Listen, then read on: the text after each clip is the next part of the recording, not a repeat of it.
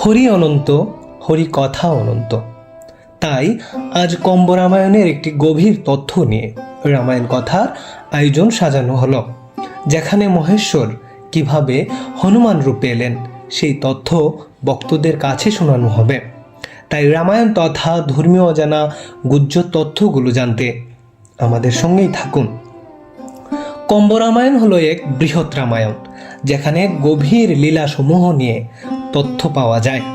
তেমনি এক গভীর তথ্য হলো আদিকাণ্ডে, কিভাবে মহাদেব হনুমান হিসেবে রামলীলায় উপস্থিত হয়েছিলেন। একদিন কৈলাসে প্রাতকাল হলো।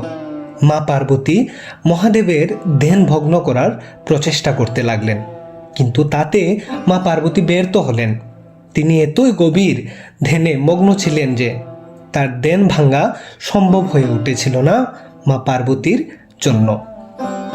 মা পার্বতী হৃৎপিণ্ডের দিকে কান রাখলেন, শুনতে পেলেন মহাদেবের হৃৎপিণ্ডে রাম রাম শব্দ।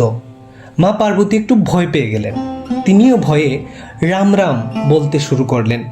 মা পার্বতীর মুখে রাম রাম শব্দ শুনে সবাই কৈলাসের যত নিবাসীরা ছিল রাম রাম বলতে শুরু করলেন।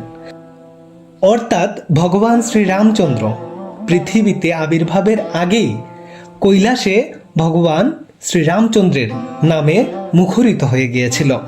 হঠাৎ যখন মহাদেবের ধ্যান ভগ্ন হলো, তখন তিনি দেখতে পেলেন সবাই কৈলাসের রাম রাম ধ্বনিতে কৈলাসকে মুখরিত করে ফেলেছেন।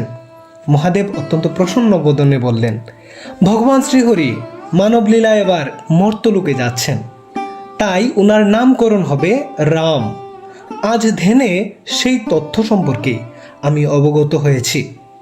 হে পার্বতী, আমারও প্রভু শ্রীরামচন্দ্রের লীলায় উপস্থিত হতে হবে, ভগবানের সেবায় মর্তলোকে যেতে হবে। তখন মহাদেব মনস্থ করলেন একাদশ রুদ্রে তিনি ভগবানের সেবায় যাবেন, অর্থাৎ তিনি হনুমান হওয়ার মনস্থ করে ফেলেছিলেন।